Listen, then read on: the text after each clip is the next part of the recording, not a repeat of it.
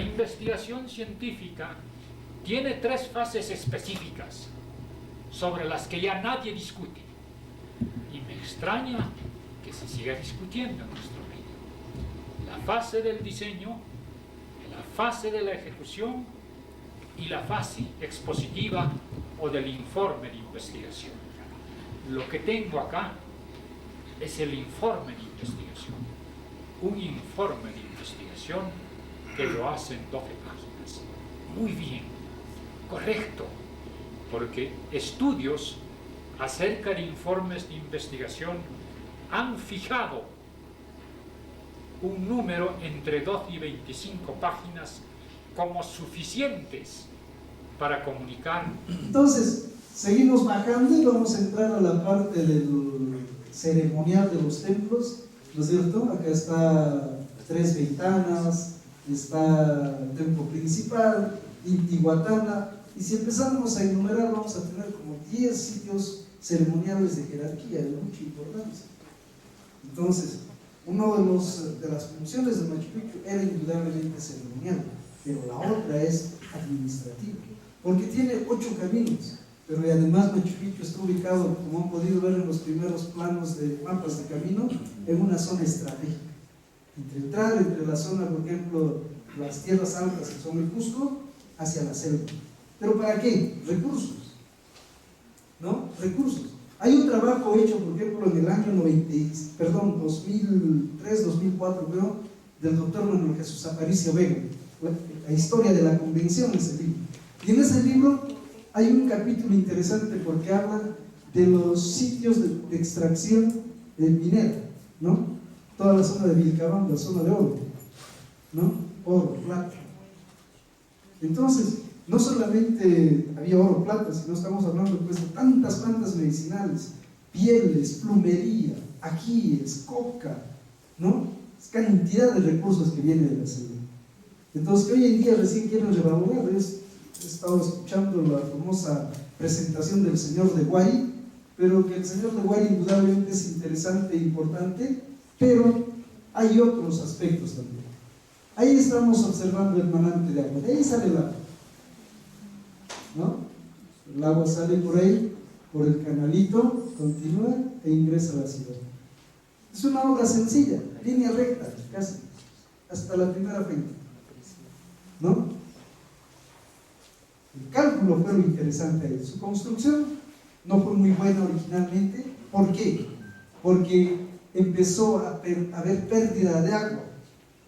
Porque está construido, miren, con elementos pequeños. Y cuando actualmente hacemos el mantenimiento, tenemos que ir 1 o 2 veces al año. Porque los gusanitos penetran los insectos y hacen de que el agua se vaya perdiendo. Y cuando uno está en Machu Picchu, observa de que hay el cambio del proyecto, ¿no? Hay como 38 piezas talladas para canales, pero bloques grandes de piedra. Entonces, iban a solucionar su problema de pérdida de agua. Ya no tendrían mayor problema. Ahí está el proyecto, ¿no? Esa es la línea del canal. Esta es una foto hecha del Cerro Putucusi, ¿no? Y ahí está el hotel a este lado, Sanctuary Lodge, y a 50 metros el manante que les he mostrado. Y así en línea recta viene, y luego la distribución por las 16 fuentes. Pero la fuente 16 es interesante, porque la fuente 16 está encerrada en el sector del Cóndor. ¿No? ¿Sabían eso? Visitan ahí, a la fuente 15 le dicen, y esta es la fuente 16, ¿no? Pero es interesante porque la relación que hay entre el agua, el culto al agua, y el sector del cóndor. En el colectivo hay, por ejemplo, hablan del cóndor, pues que, dicho de paso, una bonita presentación, la primera interesante, que el cóndor tenía la capacidad de juntar las nubes, ¿no? Y generar la lluvia. Y la lluvia se encargaba de fertilizar la tierra, ¿no? El cóndor está vinculado con el agua. Pero hay más. Adelante tocaremos algunos aspectos. Pero acá también podemos ver de que la ciudad se construyó de abajo arriba, ¿no? Y entonces, miren, están observando ustedes varias formas también de la ciudad, ¿no? Esta es la fuente número 1, muy simple, en comparación a la fuente 3. Y entonces ahí viene lo de este triángulo que les mostré así, la importancia del número 3, ¿no? Esta es la fuente 1, bien sencilla, finísima pero sencilla, a comparación de la 3 que tiene muchas tallas, ¿no? Es una imagen tomada del Cerro Machu Picchu, en el cual se puede ver Celilcanota que contornea todo, y la ciudad también, ¿no? Fíjense, y acá Huaynapicho. Cuando uno tiene esa imagen, cada toma, desde que uno va a realizar en el ángulo que esté, es diferente, ¿no? Y por ahí pues pueden ver mamuts, cóndores, colibríes, llamas, perros, todo lo que quieran, ¿no? Esta imagen es interesantísima porque cuando uno lee los libros de Bingham y otra información, hablan del cementerio alto y todos señalan a la zona del Guardián, el cementerio alto. No dicen dónde está exactamente. Ya muchos ahora saben dónde está, ¿no? Pero es en esta zona, lo que se conoce ahora con el nombre de Pachamama, ¿no? Ahí estuvieron 7 de las tumbas más importantes, ¿no? Y fíjense acá, el individuo en posición sedente, sus objetos de cerámica, metales, su perro y por supuesto con muchos textiles, ¿no? El informe, la publicación de Sonia Guillén, que es la traducción del trabajo de Eaton, es un buen libro para dar una referencia y conocer respecto a los trabajos de Bingham. Porque en este libro de Sonia Guillén, que es la traducción de Eaton, ahí muestra todos los objetos, las tumbas donde estaban localizadas, el mapa, etc. Y ahí podemos hablar lo que yo les he dicho, ¿no? Que el 90% de las tumbas están en la parte periférica de Machu Picchu y el 10% dentro de la ciudad, ¿no? Y entonces esto es un buen patrón, pero además vean cómo es su acceso. Y cuando uno empieza a ver acá, entra, este es el camino de Intipunco, ¿no es cierto? Y entonces este es un lugar de reverencia, ¿no? Cuando uno llega, automático hace sus ofrendas en el sitio, porque ahí están los ancestros, ¿no?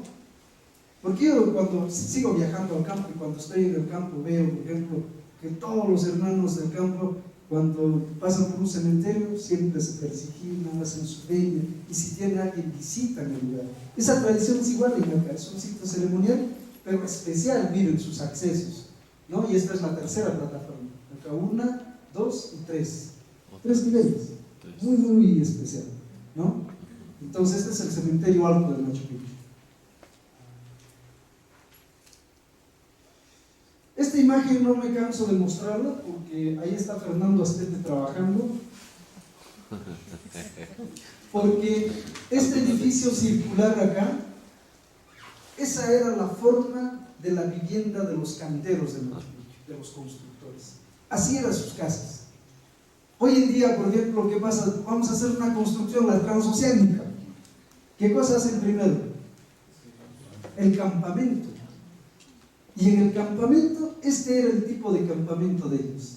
Así, piedras acomodadas, acá un palo, y luego seguramente textiles para protegerse en la noche. Pero en el día acá trabajaban.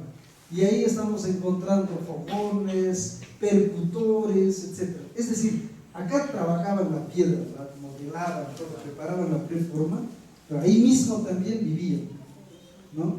Entonces, ¿por qué? Porque es su campamento. Entonces, de este tipo de edificios estaba lleno Machu Picchu en la época de construcción.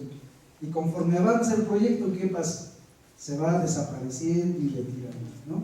Esta es la zona de la cantera, en el cual todavía se pueden verse 7 recintos de este tipo, que son súper, súper interesantes. Es la arquitectura que a mí me encanta.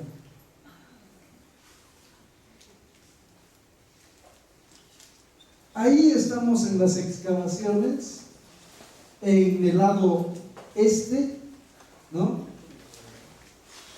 En donde hay una roca que veremos en la otra imagen para describir, pero fíjense, liberamos todos estos escombros de acá y encontramos todo este material. Todos son ofrendas, ofrendas de cerámica, de metal, ¿no? De hueso, etc. Y está lleno todo el piso. Y ahí con Fernando, quien habla, los guías del sitio de Machu Picchu, les estamos diciendo, mostrándoles lo que hemos encontrado. Pero en ese momento la pregunta era, ¿por qué acá? ¿Por qué rompieron todo eso? ¿No? Los guías se fueron, seguimos excavando una semana más, levantamos todo esto y debajo las tumbas. Entonces era un lugar de ofrendas también. O sea, los ancestros ahí estaban descansando.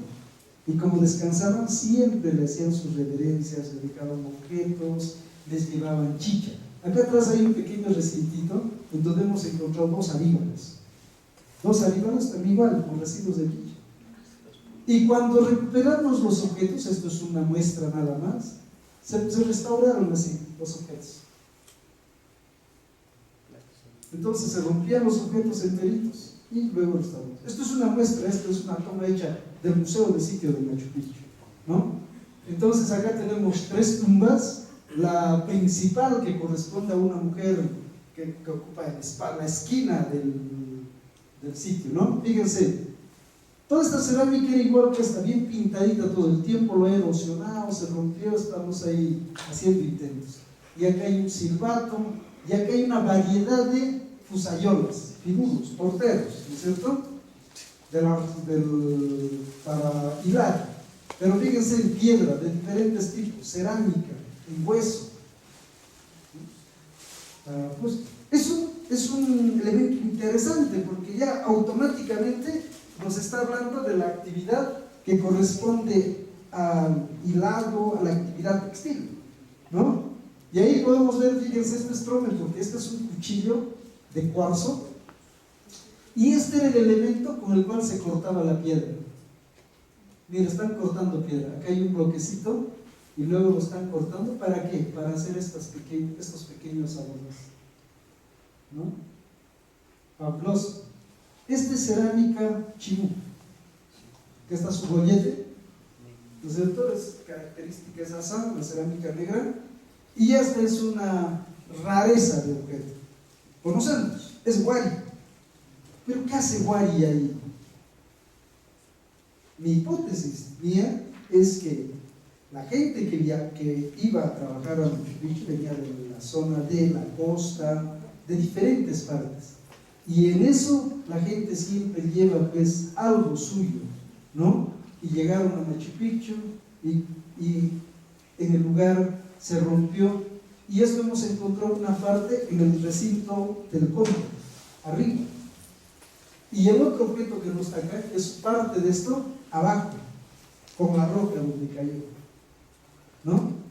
Y entonces lo que estamos pensando es pues que o era de constructores o era de repente parte de objetos de culto, parte de la parafernalia, como hasta ahora lo utilizan, ¿no? Pasosqueros, cántaros, etcétera, que siguen utilizando de generación en generación y que se lo van pasando. Son hipótesis de trabajo. Y este es también un objeto interesante.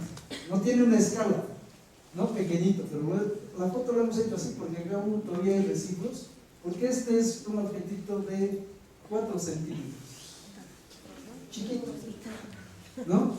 Y sus asitas que todavía tienen el hilo, acá todavía tiene el hilo, era para colgarse acá o acá. Era un calero, o sea, para llevar un gift, ¿no es cierto? Para la coca y su gift. El análisis químico hemos hecho eso, ¿no? Y entonces son cosas súper interesantes, y es que hay mucha gente que utilizaba eso, porque la coca con gifta es más rica, ¿no? ¿Sí o no?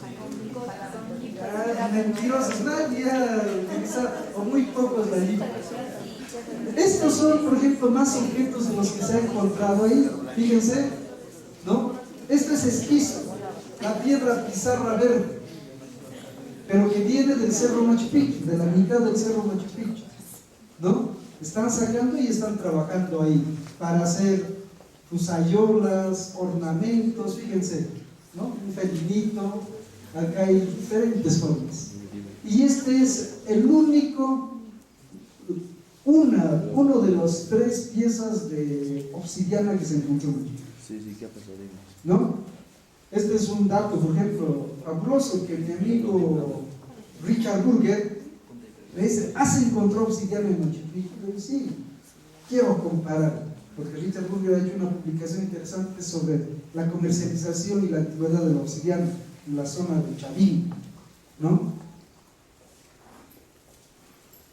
Este es el lugar donde está la tumba, ¿no? ¿Se acuerdan de las ofrendas donde estaba Fernando y todas esas cosas que hemos encontrado? En este lugar, ¿no? Fíjense la arquitectura, es bien especial, rocas labradas, y debajo de esta roca labrada, en el año 1999, Julio Massa encontró la única escultura de metal, ¿no? Debajo de esta roca. Dicen que es de bronce, algunos especulan, dicen que era de oro, pero lo cierto es que es una figura antropomorfa que no se sabe dónde está, estamos investigando.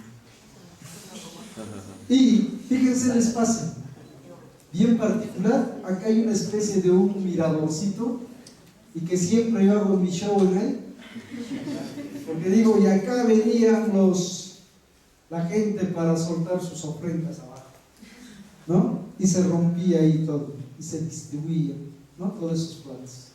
Este es el lugar donde se encontró la tumba, ¿no? Fíjense, esta es la esquina donde está una de las tumbas más importantes y luego las otras dos, ¿no? Esta, que está asociada a la roca y la arquitectura, ocupa la esquina, ¿no? Y estos que están en este extremo. En el medio excavó mi colega Elba Torres, que encontró el brazalete, pero excavó justo en el huaqueo y no encontró nada. Y entonces yo dije, gracias, ¿no? Porque 3 años después yo excavo y encuentro las 3 tumbas y todas las ofrendas acá, ¿no? Y eso es gracioso porque hay un libro de Betty Myers y Clifford Evans en donde muestran una imagen, una caricatura así, en donde cava un espacio y no hay nada, y el arqueólogo dice, esta zona es estéril, y al costado las momias están rascándose la cabeza, ¿no? Entonces, todo ese material, por favor, la siguiente, una más. Estos son los objetos asociados a la tumba de la esquina de la mujer. Como pueden ver, son objetos de plata, de muy buena plata, bien lograda, bien conservada, con bastantes adiciones de textiles, ¿no? Entonces hay prendedores de diferentes tamaños que son típicos para la mujer, ¿no? Y luego tenemos acá agujas, y este que es bien especial, es un crochet, ¿no? Con su ganchito, acá, crochet, increíble, ¿no? Y entonces uno puede empezar a ver, ¿y cómo se hacía este tejido que no se hace a palitos? Pero, a ver, lean los artículos si encuentras crochet, solo los especialistas pues pueden decir, sí, esto es hecho con crochet, ¿no? Y luego espejos, pinzas, prendedores con un ave en la parte superior, y esta que es la única evidencia del peine que había acá, era un peine, son agujas de chonta, ¿no? Entonces, además se asocian otros elementos, por favor la siguiente, ¿no? Y estos objetos de cerámica, ¿no? Fíjense, objetos muy bien logrados, parte de colgandicos, prendedores, y los objetos, miren, de plata, buenísimo. La plata pura se conserva así, no le ha afectado nada, pero cuando tiene algún tipo de aleación, inmediatamente se va a volverse verde, ¿no? Va a empezar a cambiar. El oro también puro, como han visto, así se va a conservar, la plata igual. Pero cuando ya tiene aleaciones, ya va a empezar el problema con el cobre sobre todo, ¿no? Y entonces pone ese color verde y va a empezar a generar una especie de costras y va a destrozar todo el objeto, ¿no? Ese es un gran problema con el bronce. Sí. Y entonces, lo interesante de la fibra de acá es que se hace el análisis y es fibra de vicuña, ¿no?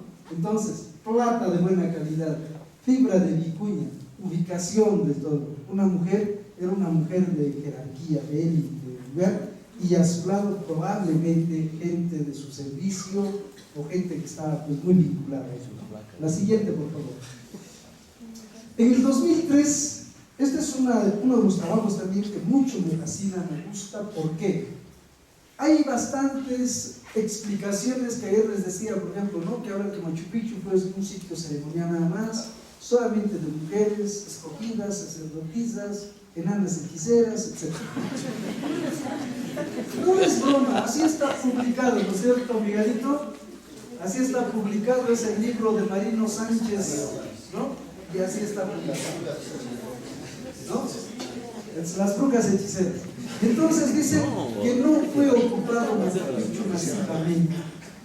Y entonces, cuando hay ese tipo de cosas, nosotros dijimos imposible, porque hemos encontrado tantas evidencias, no creo. Y empezamos a trabajar en Machu Picchu, la siguiente imagen, empezamos a trabajar y a buscar lugares como este, ¿no? Buscar los sitios más importantes, los despreciados, pero que dan la lectura de nuestra vida. ¿Cuál es? El basural. Claro. Donde están nuestros residuos. ¿Sí o no? Yo busco tu basura y te estudio. ¿Verdad? Puedes saber con qué te afeitas, qué jabón utilizas, qué cosa comes, toda la información. En la basura está toda la información. Y entonces, eso yo estaba buscando, y cuando lo encontré grité, ¡bingo! ¿Por qué? Porque es el soporte, por ejemplo, para decir que en Machu Picchu hubo continuidad. Porque fíjense, este es Machu Picchu, acá está el templo de las 3 ventanas, y hacia abajo, hacia Intihuatana, ahí está el botadero. La siguiente imagen, ¿no? Una más. Y luego estamos buscando en el otro extremo. Acá mis colegas, ¿no? Como era jefe, les dije, ya, al otro lado. Ahí mis colegas buscando la otra posibilidad, porque siempre, ¿no? Buscando en el este, en el oeste, al norte, al sur, porque debió de haber más de uno. Pero no tuvimos suerte en estos lados, ¿no? Otra imagen más, por favor.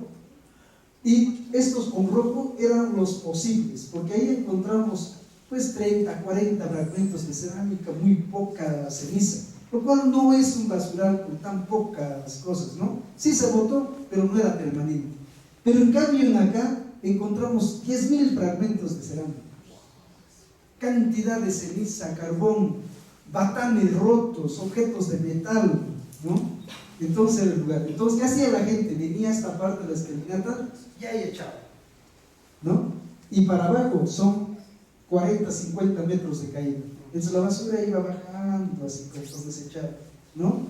Y para que nosotros excaváramos ahí, tuvimos que contar así con un equipo de progresión vertical, ¿no? Los amigos españoles llegaron, la siguiente imagen, ¿no? Y pudimos ahí, regresa. No tengo la otra imagen, en donde estamos excavando en toda esta parte, ¿no? Y todavía si nosotros excaváramos yendo abajo, con seguridad encontraríamos seguramente más cantidad. Porque de los 30 o 40 metros que está en la parte baja, luego hay otra caída libre, como 100 metros, como hemos visto esa de San Miguel. Y ahí abajo están todavía los residuos del basural. Es que cuando tú echas la basura cae y se sigue acumulando, ¿no? Y va cediendo y cediendo. Entonces, este es uno de los grandes aportes en los últimos años respecto a Machu Picchu, que cambia ese tipo de información. La siguiente imagen. Este es el Templo del Sol, y en la parte superior, que le llamó el Torreón, ¿no es cierto? La parte superior, acá en este recinto, que mucho tiempo hay los visitantes y todos los guías se aproximaban para explicar el templo porque era aparente, ¿no? Y entonces decidimos excavar en este lugar. La siguiente imagen. Una más. Fíjense, es este recinto todo acá. Y miren la cantidad de material que hay. Este recinto lleno de todo esto, el otro recinto lleno y el espacio abierto lleno de material cultural, todo roto, ¿no? Fíjense, acá hay batanes rotos, 1, 2, 3 batanes rotos. Acá hay una mano de esas busquitas que llaman. Luego acá hay cerámica en cantidad rota. Pero quiero que noten este detalle. Este es el canal, el drenaje. ¿Por qué tapar el drenaje? Que si tú tapas el drenaje, lo que vas a ocasionar es que esto se acolmate de agua y colapse este muro. ¿Por qué vas a tapar? Si toda la ingeniería que has construido es para que funcione bien el sistema de drenaje. Entonces he llegado a la conclusión, ¿no es cierto?, de que esto se tapó, todas estas ofrendas se hicieron en el lugar más importante, que es el Templo del Sol, en el momento del abandono de Machu Picchu. Decidieron abandonar Machu Picchu y dejaron todo lo que no pueden llevar. ¿Te imaginas? Oye, te tienes que ir de viaje llevando tu bata, llevando tu aríbalo enorme. Entonces, todas las cosas que uno no puede llevar, los dejan. Los ofrendan, los rompen y los dejan, ¿no? Y está lleno de ceniza, carbón, han hecho quemas, todo eso. En la parte del área abierta son aríbalos grandes, ¿no? Y entonces creemos nosotros que esto está asociado a la segunda resistencia de los incas contra los españoles. ¿Dónde fue? Allá cerca de Ollantaytambo, ¿no? Entre 1536 a 1542 aproximadamente, ¿no? Y entonces, algunas veces me preguntan, ¿pero por qué pasaría todas estas cosas? Pero fíjense, había grandes cosas que habían ocurrido en ahí, ¿no? Fallas. El rescate por el Inca, ¿no?, que pidieron los españoles, les dieron el rescate, pero lo ejecutaron al Inca. Llegaron a la ciudad sagrada, que era el Cusco, y destruyeron, se apoderaron. Llegaron a cada lugar, saqueaban y destrozaban. Y entonces, este lugar no estaba exento, estaban en Ollanta. ¿Y saben en cuánto tiempo se llega por piso de valla a Machu Picchu? En un día. Yo lo he hecho, en un día, y eso que camino lento, ¿no? Un portier tranquilamente me dice, ¿en cuánto lo has hecho? En un día, 10 horas más o menos, ¿no? Ya estás viejo, en 6 se hace, ¿no? Entonces, creemos nosotros que esto se asocia a ello, ¿no? Y hemos encontrado varios lugares en donde hay este tipo de eventos. Es fabuloso. Y también tengo una anécdota de este lugar, porque estamos excavando pues acá y arriba estaba el doctor Lumbreras explicando ahí a la gente. Porque si ustedes ven, hay un libro que se llama Machu Picchu, ¿no es cierto? El palacio de... Perdón.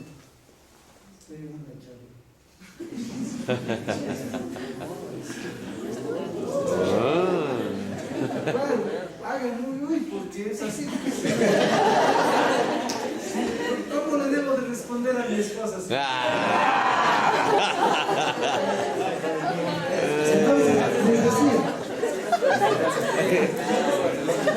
les decía que el doctor Lumbreras publicó su libro y que dice que Machu Picchu fue el lugar de Pachacuti. Y dijo, en su libro dice también que ahí estuvo enterrado Pachacuti. No está publicado, no estoy haciendo malas ausencias. Y entonces yo estaba excavando acá y estaba explicando de esa forma. Y cuando dijo que Pachacuti estaba enterrado ahí, yo me levanté y le dije, ¿what? Dije, no es así. Y le decía así, ¿no? Y David Ugarte era el director regional, ¿no? Y después que terminó esa explicación, le dije, ¿quién es ese individuo? ¿No? Es el arqueólogo investigador. Ah. Claro, porque no puede dar ese tipo de explicaciones sin haber excavado nunca en Machu Picchu, sin tener pruebas en Machu Picchu. El doctor conoce, sabe, ha investigado los documentos y en los documentos dice que Pachacuti fue enterrado en no recuerdo este lugar, pero que está acá cerca de San Blas. ¿No? No es el nombre, pero el sitio exacto estaba. Y entonces no puedes especular y decir que estaba en ahí. O sea, por una cuestión de marketing no se puede hacer eso. Porque el doctor sacó su libro, su video virtual, ¿no? Y se está vendiendo, se sigue, ¿no? Deben conocer. Pero en todo caso, por ejemplo, hay este tipo de cosas que ocurren, ¿no? Entonces, la siguiente imagen, por favor. El cóndor que nos hablaba, ¿no? Por mucho tiempo también se decía que esta piedra era un afloramiento de roca. Excavé acá en el año 2005, creo, si no me equivoco, y fíjense, es una laja. Es una laja el cuerpo, más 2 piezas del collar. ¿cierto? Ahí el cóndor. Entonces, ¿qué se hizo primero? Se construyó primero todas las salas en esa arquitectura abstracta. Esta es una de las salas bien logradas. El otro también, pero colapsó. Y lo han acomodado y no se aprecia ahora, ¿no? Si ustedes cuando estén en Machu Picchu miren, todo eso está acomodado a la mano. Las características del ala, ¿no?, derecha era igual que esta, pero como colapsó, lo acomodaron de cualquier forma y no tiene la prestancia que tuvo en su época la mujer, ¿no?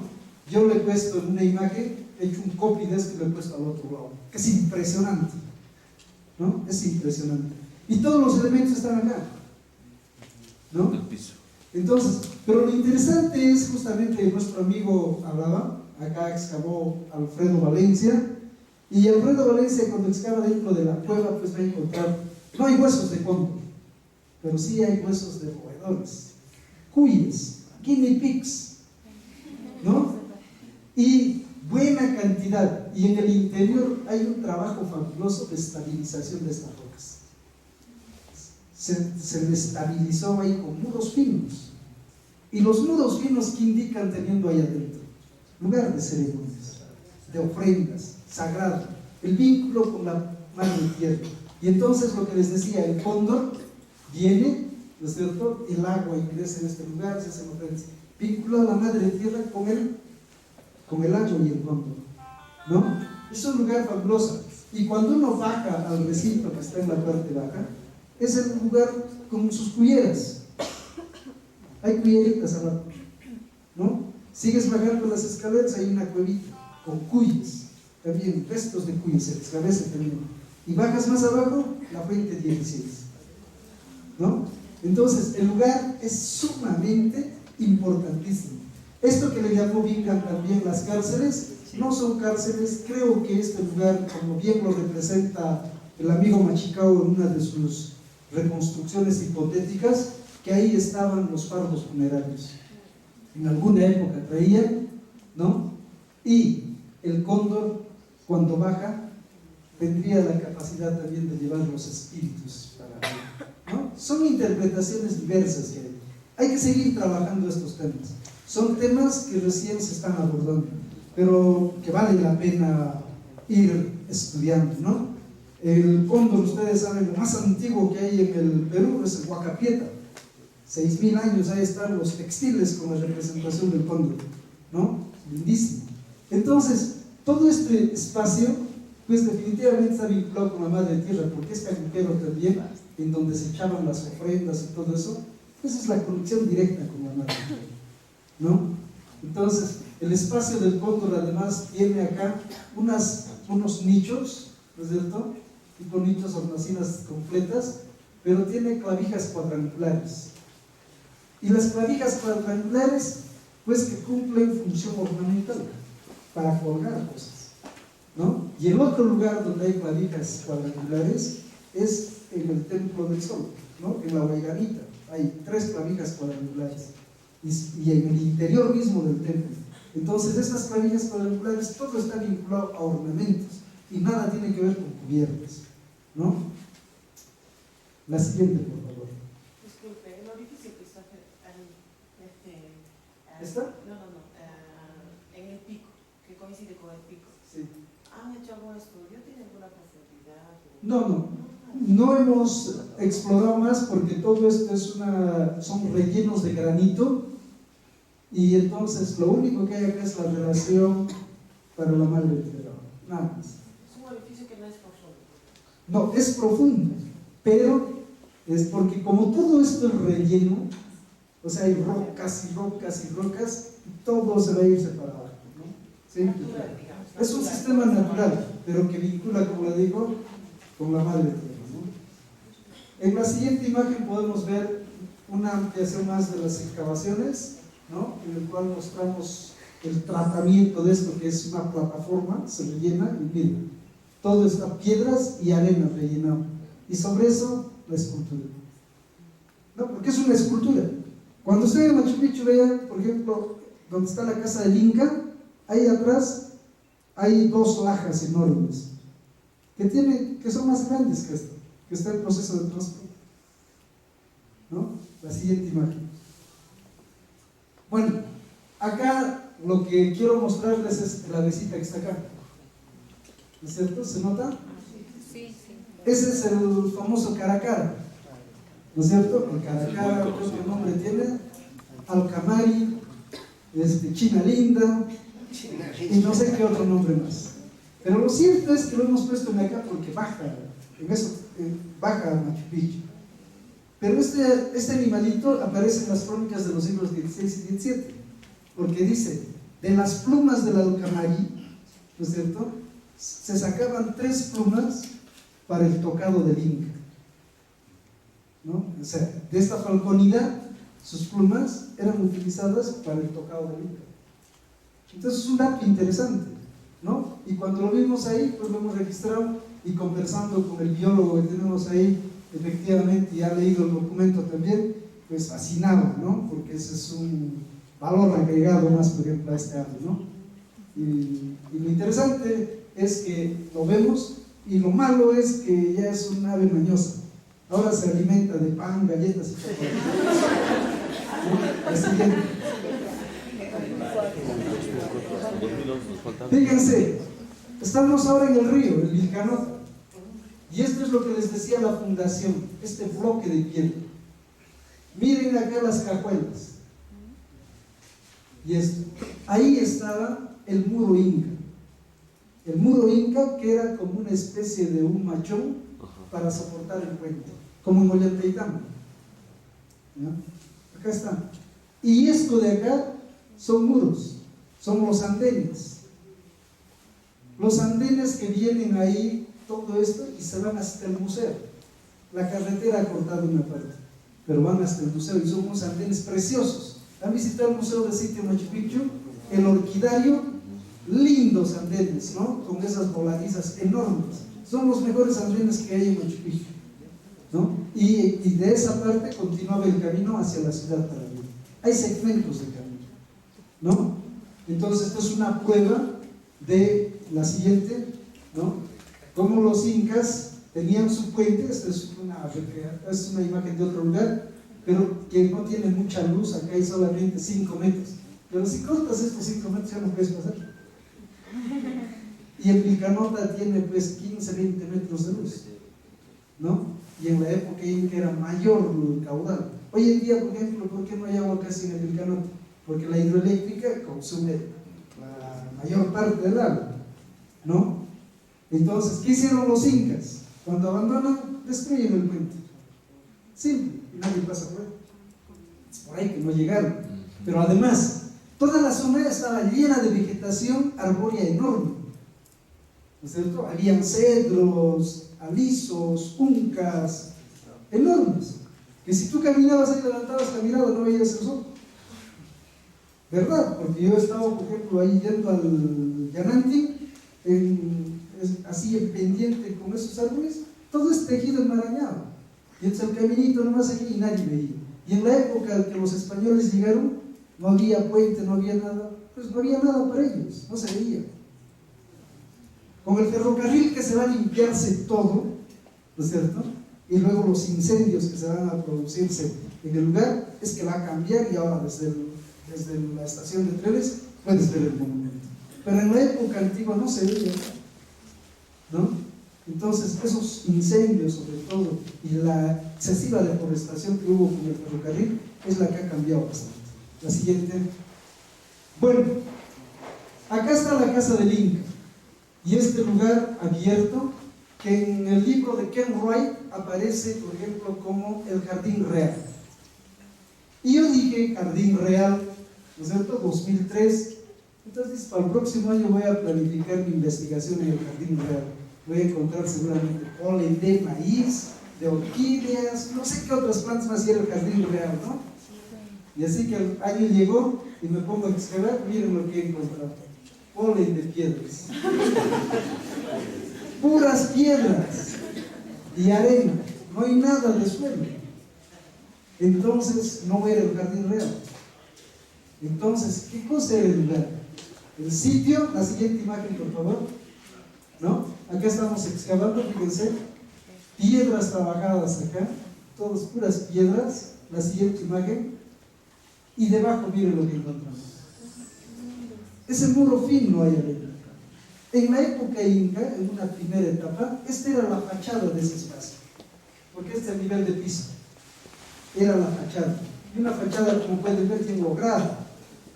Y al parecer, con el movimiento que hubo en el Templo del Sol, el templo principal donde vivieron los asentamientos, este espacio se debilitó y decidieron 4 o 5 metros más allá hacer un muro y rellenar todo el espacio para darle estabilidad y taparon todo eso, ¿no? Entonces, yo creo que ese relleno y esa nueva construcción se hizo con fines estructurales. La siguiente, ¿por qué? Porque en el relleno además encontramos en el, ¿no? Objetos, fíjense, lo que estamos mostrando son pues muestras, ¿no?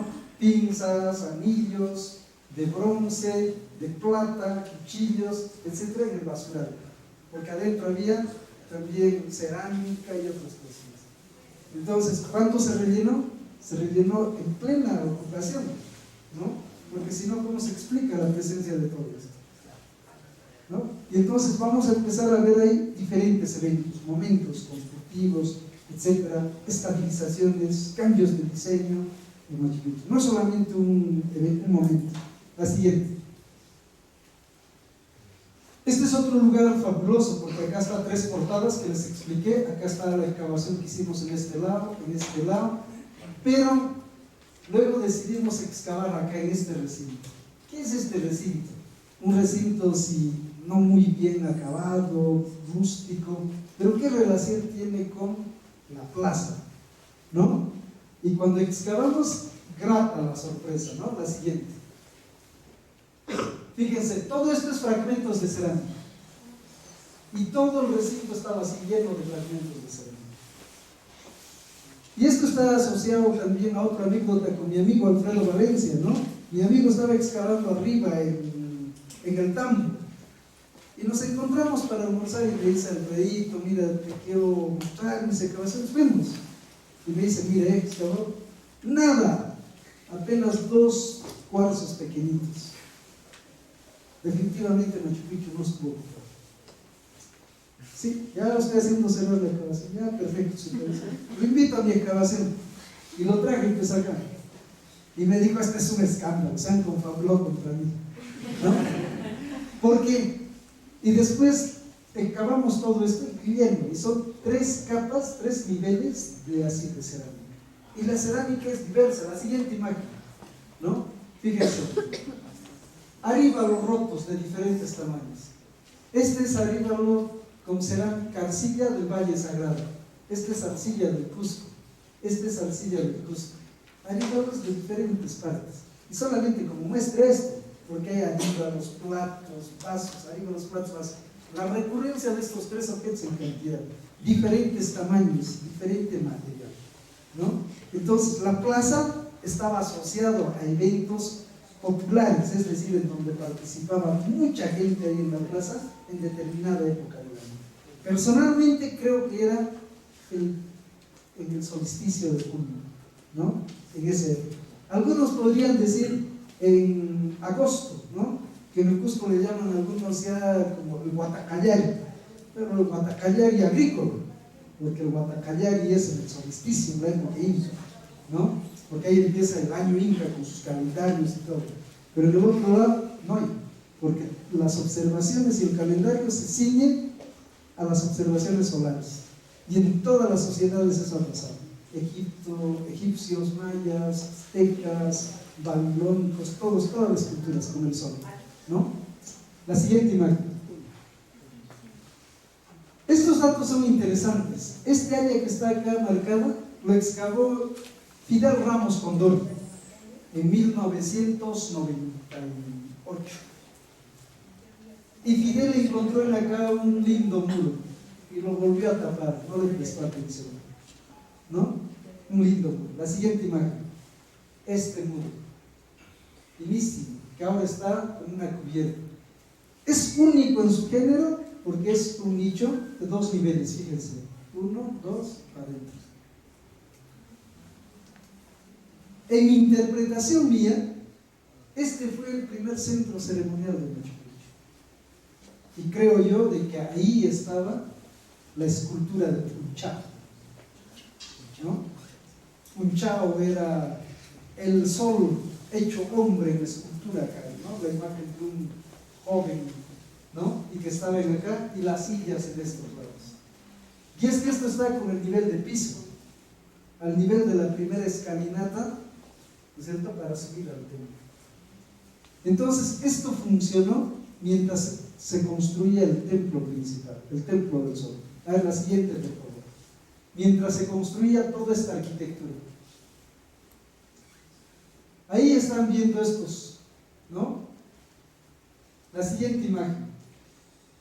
Esas que estaban marcados son tapas. Miren, estamos retirando la tapa. La siguiente imagen. Dentro de las tapas, miren lo que hay, ¿no? Ya están fuera las tapas. La última imagen.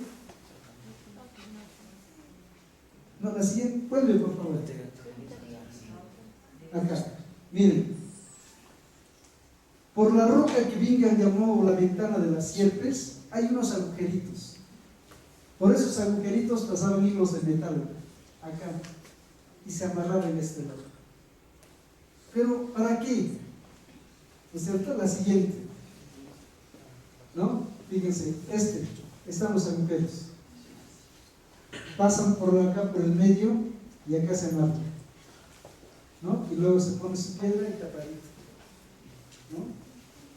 Entonces, acá había una escultura, la siguiente imagen, ¿no? Esta escultura creemos que estaba amarrada. El ancho es casi 15 a 20 centímetros. Entonces debía de haber sido algo noble, algo macizo, duro, que estaba amarrado en ello.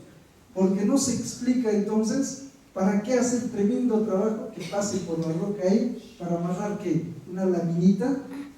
Pero si mides el espesor, no es de 1 pulgada o 2 pulgadas, es de 15 centímetros casi, ¿no?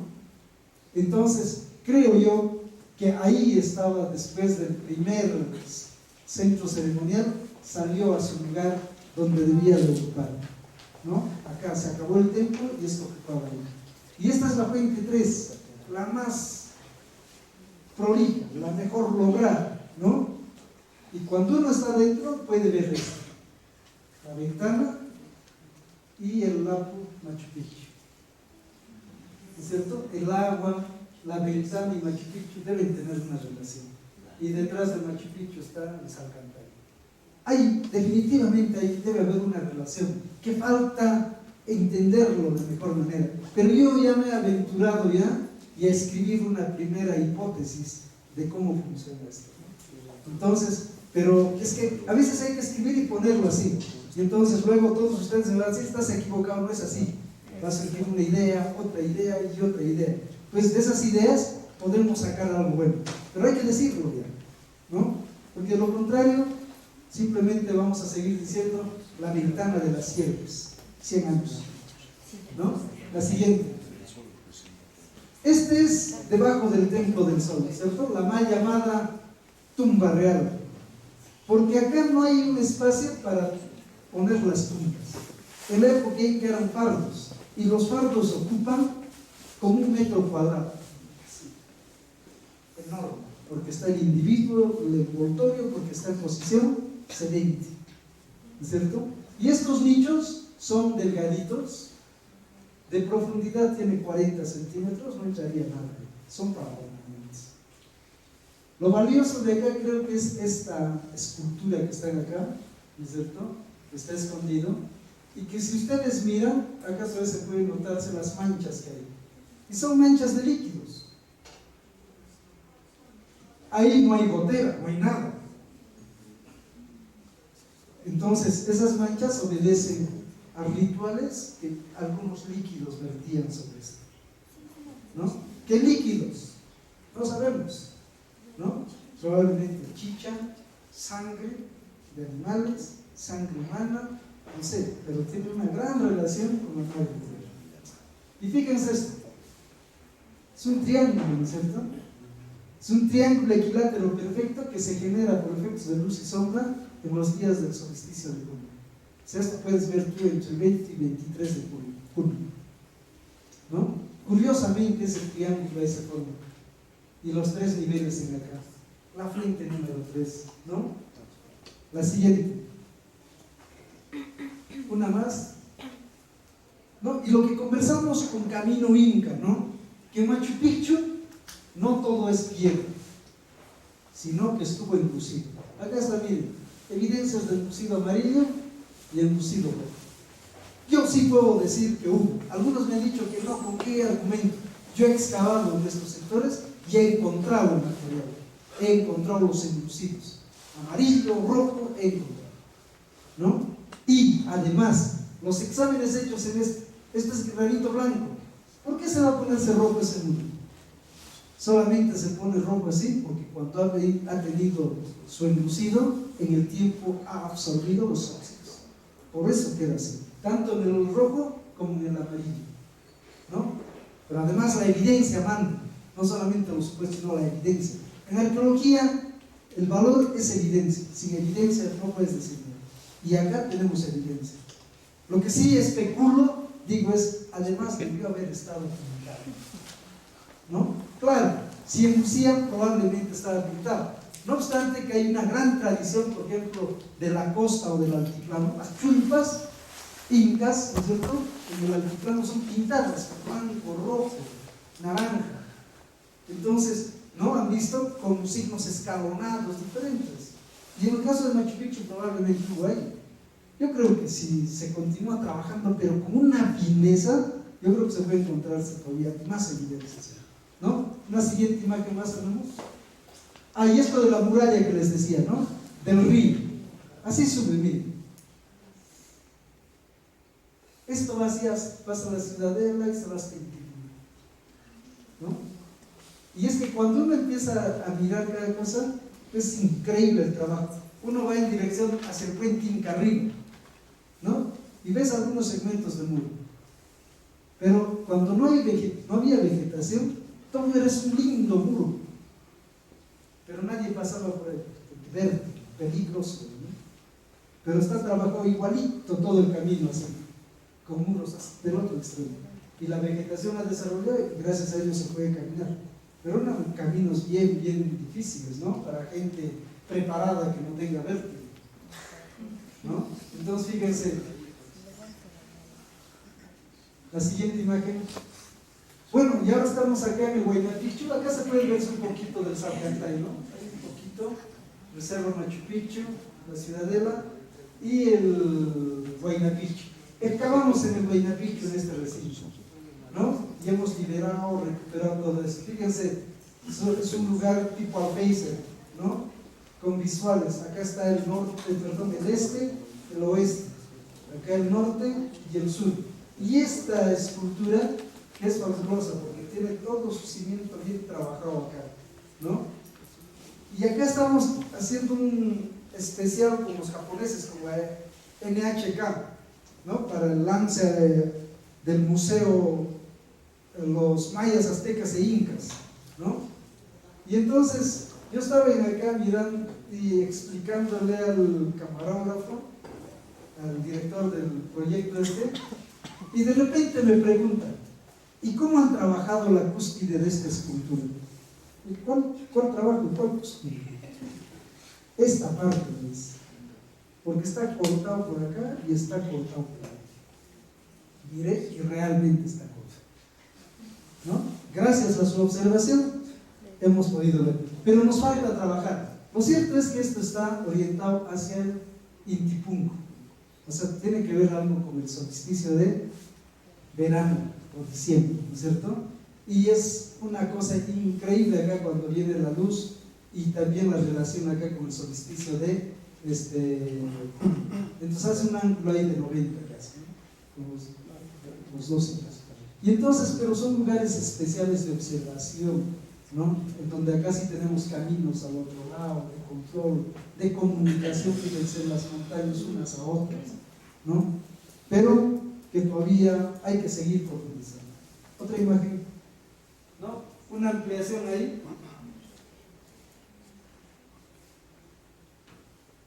se puede verse bien, ¿no? Fíjense el tipo de arquitectura, lo que llamaríamos nosotros tipo balcones, al face, los tres, y para abajo, fíjense, los grupos de terrazas, ¿no? Aquel camino. Es un sitio muy, muy especial. La siguiente imagen. Bueno, ahí estamos explorando el Huayna Picchu todavía, ¿no? Nuestro equipo ahí, fíjense, este da hacia el lado este, hay una roca labrada, estamos chequeando ahí, para qué era, y acá atrás hay otra roca, ¿no? Estoy dirigiéndome ahí. Entonces, con este tipo de equipo es que hemos estado trabajando en los últimos años, casi el equipo del proyecto Cupacha, el cual lidera Salvador Guinot, nos ha ayudado bastante a entender estas zonas de difícil acceso, ¿no? Entonces, Huayna Picchu aún sigue guardando todavía algunos misterios, porque hay caminos que no exactamente dan a la ciudadela, sino a otro espacio, ¿no? Y hay que continuar investigando. Y él es un gran amigo, Jordi, que les voy a contar para terminar una anécdota. Jordi estaba igual, ¿no? Como yo, solo explorando por ahí, y de repente utiliza su radio y le dice: salva, salva. Habla hombre, le dice, ¿no? Salva un oso. Y Salva se ríe y le dice, pero dice: hombre, invítale un chocolate. Dice, ¿no? Y Jordi dice: tengo una galleta, dale la galleta. Y Salva creía que estaba jugando. Y realmente el hombre estaba así igual que yo, colgado, y acá había una chupalla y el oso estaba comiendo. ¿No? Y le dice: hazme una foto, ¿no? Le está haciendo una foto Salva, pero hombre, ¿no? Para los españoles esta palabra es normal, culo. Dice: culo, tiene que venir para acá, le dice. Tienes que venir para acá, le dice. ¿Por qué? El oso no se mueve. Y el otro se reía y le dice: ya, Jordi, muévete, muévete. No puedo, tienes que venir. Y fueron, pues, ¿no? Porque ya cambió el tono de voz, entonces llegan y efectivamente el oso ahí comiendo a 1 metro y el otro ahí. Es una cosa increíble, ¿no? Pero los que van a Machu Picchu saben que osos hay en los últimos años, se ha visto con mucha frecuencia, ¿no? En la ciudadela yo me encontré con un oso a las 7 de la mañana, ahí por donde está el cóndor, por ahí. Yo no lo vi, sino un compañero que se llama Javier, y Javier me dice: mira, jefe, un oso. Le digo: ajá, cuando haya puma me avisas. Y el oso estaba ahí, miré, realmente oso. Y hay cosas que me pasan increíbles. No tengo mi cámara ese rato. Por radio le digo: traigan mi cámara rápido. Fueron todos y están acá mi cámara. Y se aparece otro compañero. ¿Te vieron el oso? Y realmente estaba el oso. Y empieza a gritar: ¡oso! Y el oso se sube increíblemente, súper ágil, ¿no? Al muro, al otro muro y al otro muro. Y entonces, gracias a ella, escribí un pequeño cuentito chiquito para mi hija, ¿no? Es la visita del oso, ¿no? Y digo que el oso, porque son los espíritus de los antiguos habitantes de Machu Picchu, ¿no? Que vienen en el momento del silencio, que están en el misterio de la vegetación, ¿no? Y cuando el hombre irrumpe, simplemente se van a protegerse dentro del follaje de los árboles, etc. Pero eso es interesante porque cuando estamos en Machu Picchu, y sobre todo ustedes, tienen que ver, por ejemplo, de que hay un respeto por el mundo. Es increíble a veces, por ejemplo, que está un guía con su grupo y está trabajando y está viendo que hay un pasajero sobre el muro, o hay alguien que está marcando el sitio, o hay alguien que está votando. Entonces el trabajo del guía, más allá de dar una información de calidad, dicho de paso, en los últimos tiempos hay que felicitarlos porque están mejorando, tiene que además pensar en el tema de la conservación, y tienen que ser ustedes los agentes, ¿no es cierto?, que nos ayuden a una buena conservación. Porque si ustedes no nos ayudan a conservar, estos monumentos tan importantes que hay se van a destruir, ¿no? Ustedes han visto, hay algunos guías que llegan con 50 visitantes. Es increíble, ¿no? Es increíble. La única vez que uno puede hablar a tanta gente es así en un auditorio, pero en el monumento yo no puedo hablar a más de 10. Es difícil. ¿no? Entonces, pero por ahí, por ejemplo, les pedimos, por favor, ayúdennos a conservar el monumento, ayúdennos a proteger el patrimonio cultural en general del Cusco, del Perú, para que podamos tener mayor cantidad de visitantes. Una ciudad original, un sitio original, bien conservado, pues va a ser un efecto multiplicador para que vengan más visitantes. Pero si vamos a tener un sitio saturado, un sitio reconstruido, simplemente va a desaparecer. Entonces, amigos, con esta la última imagen creo que hay, simplemente me queda decirles muchas gracias y si hay preguntas, con gusto.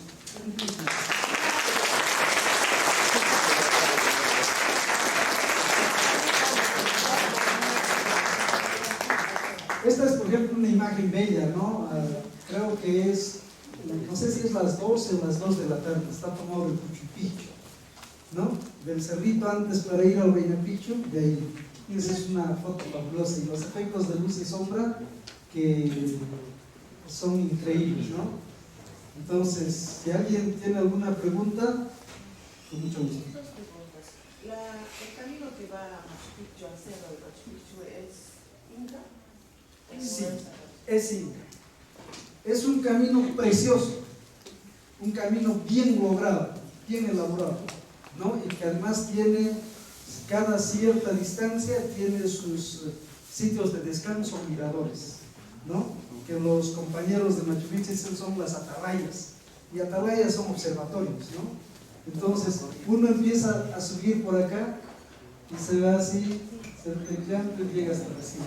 Y cuando estás en la cima te preguntas, ¿y tanto trabajo para qué? Y en la cima ves que acá hay 3 plataformas. Una plataforma orientada al Salcantay, la otra plataforma orientada hacia el Huehuilque o la Verona, y la otra plataforma en dirección de la ciudad, ¿no? Entonces eran lugares preparados expresamente para ello, ¿no? La última vez que subí, recuerdo así rápido, vimos porque en el 2003 creo que hubo una tormenta seca, cuando un rayo mató a un turista ruso, ¿se acuerdan? En el Huayna Picchu. Y es que trianguló Yanantín, Cerro Machu Picchu, Huayna Picchu, ¿no? Y en el Huayna Picchu mató al turista ruso y en el Huayna Picchu, en el Machu Picchu impactó. Entonces fuimos a ver. Ustedes recuerdan que hay una bandera en ahí, ¿no? Impactó en la bandera, en el mástil de madera y lo quebró. Así que fuimos a ver y estaba a partir pues a la mitad, ¿no? Quemaron un poco la tela y las piedras había caído. Y entonces, en el lugar es que además hay una energía y el cuarzo es que tiene eso, ¿no? Como todo es una montaña constituida por cristales de cuarzo en su mayor composición, ahí hay una energía acumulada en los lugares, ¿no? Y por ahí que se habla tanto de que el Intihuatana tiene energía, no solo el Intihuatana, todos los lugares. Pero en el caso, por ejemplo, de Machu Picchu, es una ciudad con granito con más ganas. Y este camino es uno. El otro camino es el que viene por la parte de Huillayhuayna, que sale hacia la zona de Guayractambo por atrás y viene hacia el puente Inca, ¿no? Solo en acá tenemos 3 caminos. O sea, del puente Inca, ¿continuaba ese camino o estaba en...? Continúa, porque todo ese camino pasas el puente y continúas por el Farallón y llegas hasta Guayractambo. Estuvo, sí. Todos hemos comprobado con el equipo ahí que tuvimos, hemos hecho todo esa ruta. Sí, estuvo completo. Las viviendas, ¿cuántas viviendas? El número de recintos que hay ahí no recuerdo en este momento exacto, pero en base al número de recintos se calcula más o menos entre 500 y 600 personas que han podido habitar. Y cuando hablamos de habitar, es habitar temporalmente por horas, ¿no? Porque gran parte de la gente está dedicada a la agricultura, al pastoreo, a la recolección, a la caza, a la pesca, N cosas, ¿no? Y solamente utilizan para descansar, para organizar, ¿no? A veces cuando digo caza, pesca, recolección, en la época en que me dicen, oye, no, pues hasta hoy día se pesca, hasta hoy día se caza, hasta hoy día